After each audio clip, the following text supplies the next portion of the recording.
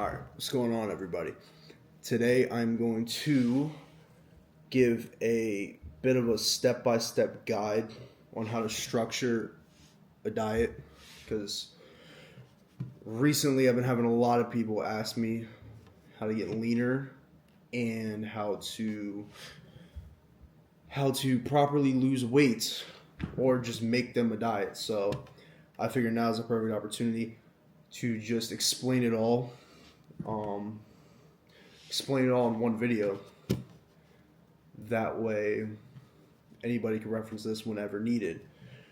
Okay, so I'm going to break it up into steps. First is going to be its structure. Okay, now to understand this, there's a couple things you need to know initially. All right, first, you need to analyze your starting point, and you need to have your goal. Okay. Now, in order to lose weight, you need to be in a deficit. We all know that. So, you need to determine your maintenance and decide how much below that you're going to go, depending on how fast you want to lose weight. So, to do that, all right, you're going to take your body weight and you're going to multiply that by 15. That number gives you a rough idea of what your maintenance calories is.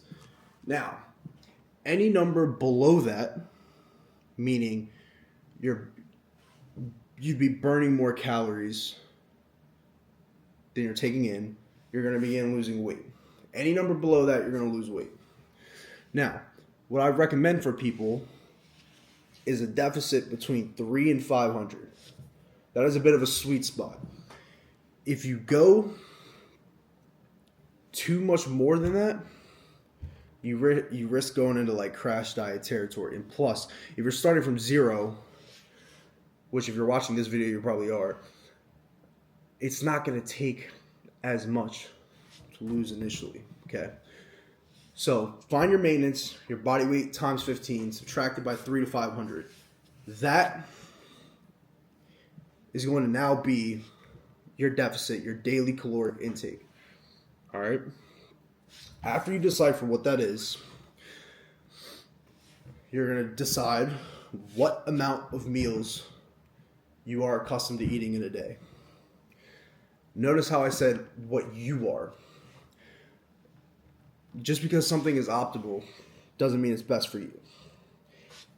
If something is the most ideal, theoretically, but it's not something you're going to follow, then it's not going to work for you. So, let's say my maintenance is 2,800 and I'm eating 2,500 in a deficit. And let's say I want to have 5 meals. The calories should roughly be evenly distributed between the 5 meals. Now, however that fits your schedule, go for it. If you want to eat 5 times, if you want to eat 3 times, as long as it's in the deficit, you're fine. Now, what's important though, with your meals, is you want your protein to be evenly distributed. So, firstly, before we decipher what that is, you need to decide what amount of protein you're going to be eating. Now, if you're in a deficit, I recommend just the standard 1 gram per pound of body weight.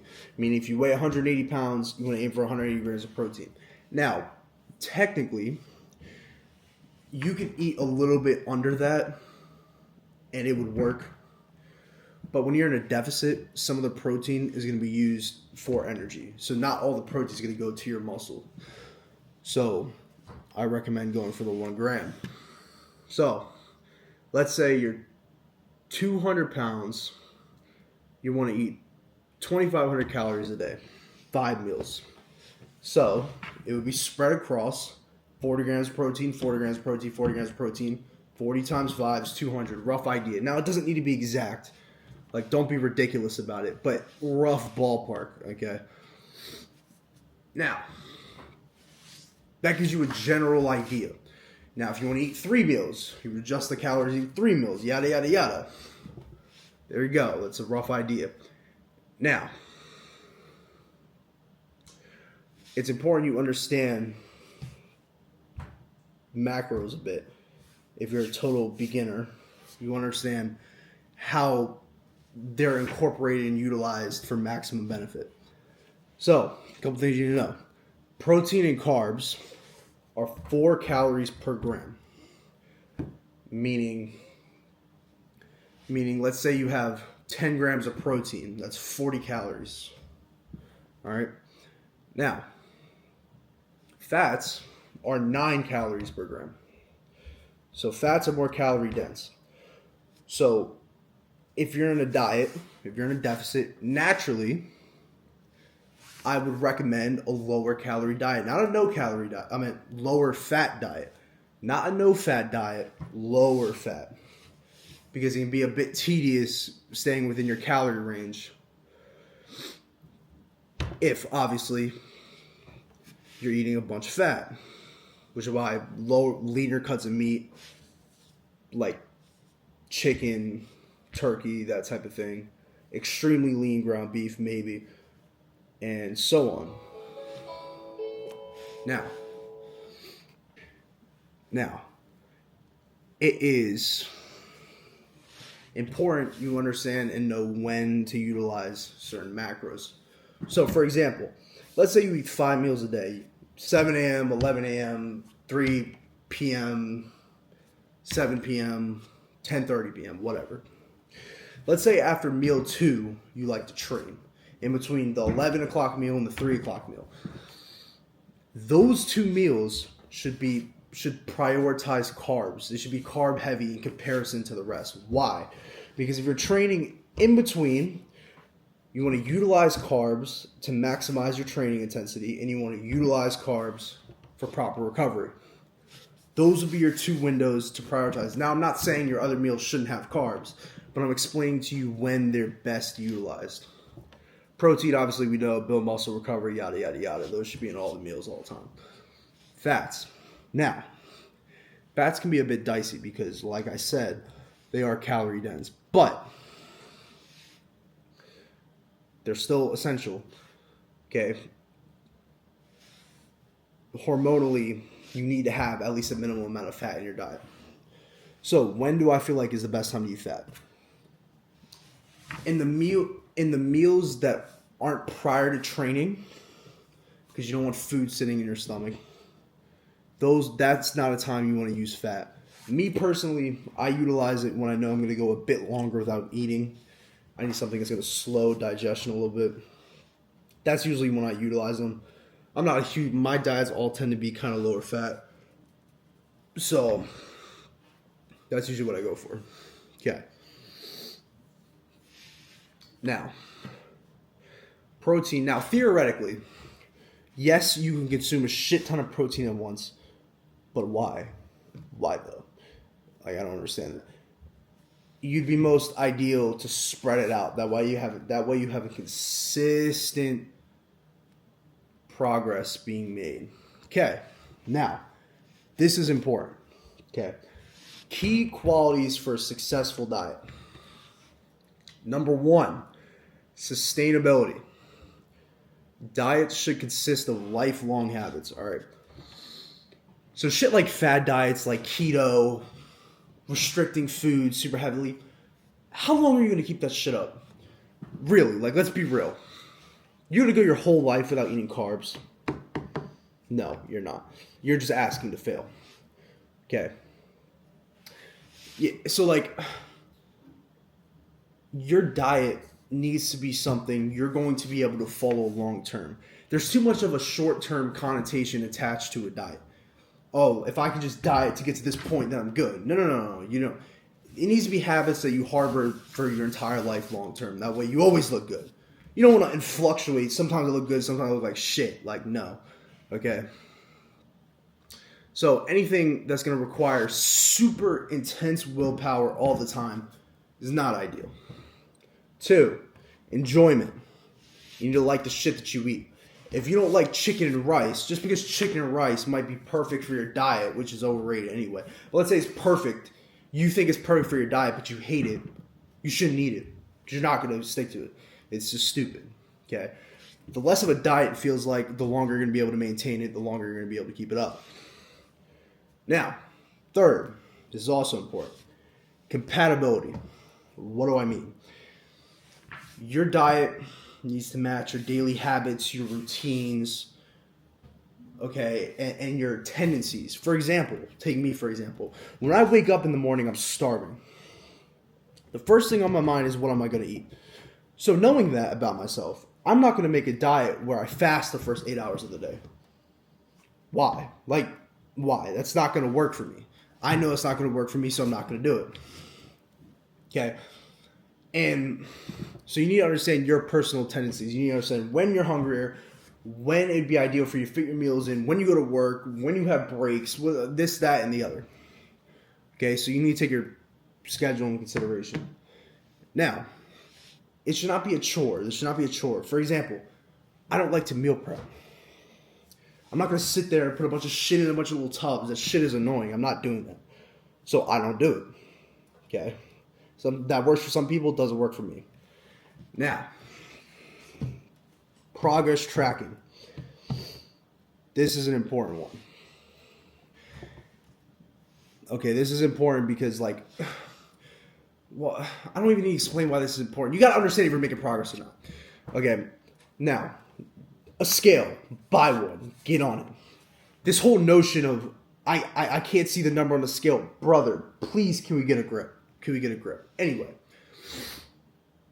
preferably, it would be ideal to weigh yourself at the same time every morning before you eat. That's the best time. But if you can consistently do it at the same time every day, that's acceptable. Minimum of 5 times per week. Why is this important? Not so you can stress over the fluctuations because of water retention or, I don't know, you're bloated or whatever, okay? Not because of that, but so you can see a long-term pattern. So, for example, how I usually like to do it, let's say I weigh myself every day of the week. Or let's say 5 days. I weigh myself 5 days a week. I take the 5 numbers, cross out the outlier high days, the outlier low days, the middle number. Take that middle number, compare it week by week. That's a very simple way you can track. Okay? This is important. How the hell are you going to know if the diet's working if you don't know how much you weigh? If you don't know if you're gaining weight, losing weight. Okay? Now, that's not to say that the eye test isn't beneficial, because it is. But this is more surefire guarantee. Okay? Body dysmorphia, whatever. And plus, depending on how the scale moves, you'll know when it's time to make adjustments, when it's time to switch whatever up. Okay. Now, ideally, you want to be losing between a half pound to a pound of fat a week, roughly. If you're super overweight, you could probably get a little bit more of that. But, if you're just slightly overweight or you're trying to get super lean, that's the general ballpark I recommend. Why? Because if you lose weight too quickly, ghrelin spikes, you risk crash dieting, rebounding, getting out of control. Okay? This is common. We've all done this shit. Don't rush it. It's a process. Okay? You want it to last. Now, what is ghrelin? Ghrelin is the hunger hormone. So, if you're crash dieting, your ghrelin is going to go through the roof. And it's also going to fuck up your metabolism and shit like that, okay? Now, for personally, if you're really into weights and whatnot, like I am,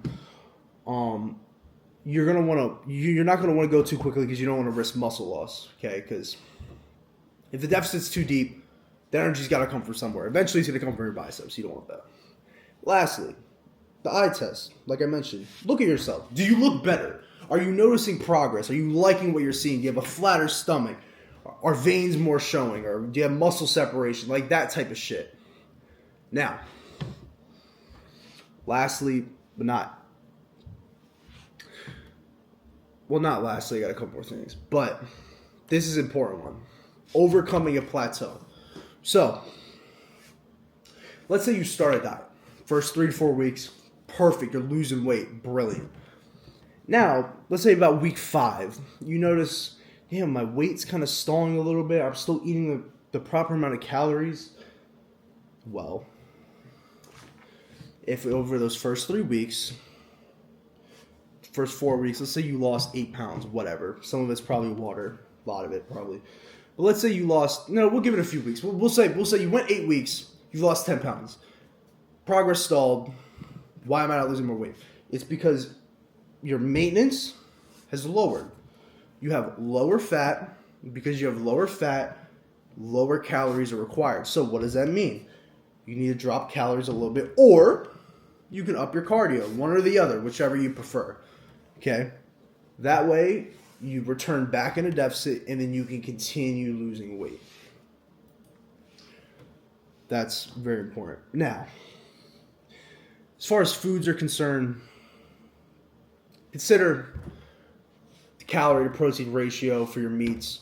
For example, we all love steak. Steak's a lot fattier than people seem to think. More calories come from fat than the protein. Like, that's not ideal. Me personally, if you're going to eat beef, get at the leanest possible cut of ground beef you can get. Because, when you see 90, it's not as lean as you think. It's not. I try to shoot for 96 and up. Bare minimum 93. Chicken, obviously I eat a lot of canned chicken. A lot of people think that's gross. Get over yourself. There's that. Tuna, fish. Salmon's calorie dense, but the essential aminos. The omega-3s are going to be important for that one. Okay, so throwing that in there occasionally is not going to hurt you. Now, if you want to, if you're a snacker and you want to incorporate snacks as opposed to just having just meal after meal after meal, which I perfectly understand, that can be a bit annoying, tedious. You can incorporate snacks. You just got to take everything into consideration. Now, this should go without saying, but I'm going to say it anyway. It took me up to this point to even mention it because this is so obvious to me. You better have a calorie counting app. MyFitnessPal, Lose It, fucking, I don't know, there's a million of them. Get one. Okay, get one. Track everything. People think they know what they're eating and they have not a clue in the world. It says, 2 tablespoons of peanut butter. It looks like about 2 tablespoons. It's 6. 4 times the calories, whatever, 3 times. Shit like that. Using olive oil to keep your fucking food from sticking. Extra 150 calories there. It's like little shit. It's a little shit that adds up. Condiments. Okay. Condiments, fattening as hell. Go for the lower fat option, lower sugar. If you're really serious, you have no reason drinking normal fucking soda. Drink diet soda. Don't bitch about aspartame. Okay? I promise you being fat is worse than drinking a little bit of aspartame. Like, can we stop this nonsense? So little shit. Little substitutions. Not everything it doesn't need to be one giant change. That's going to be overstimulating. You're not going to stick to it. It's too dramatic. Little steps at a time. Let's say you're 50 pounds overweight, you have a shit diet. What can we start with? Okay, you're drinking 2 liters of Coke a day. Can that be Diet Coke, please? Boom. We've made progress already. Like, little shit. Let it build up over time, and before you know it, you're going to be in business. Okay. So, carbs, as far as carbs are concerned, carb sources, things that digest a bit slower might be beneficial. Things a little bit higher in fiber might keep you satiated for longer, whatever. White rice, brown rice, doesn't fucking matter. It doesn't, I promise you. Whatever you prefer. There's a lot of, you just gotta, you gotta factor in, you gotta see calories as money. I have this amount of money. during the day. So just be smart with it. It's not hard. It's not hard. Figure out when you're going to eat, get a rough idea of the foods you're going to eat, and you're going to be good to go. Now, with that being said, that should about be it. Now, as far as the dieting phase is concerned, eventually that's the end. You don't want to lose weight forever. So just decide, where you want to get to. Once you get to it, maintain it. Eat at the maintenance of whatever weight you're at, and you're going to be good to go. Hope this helps.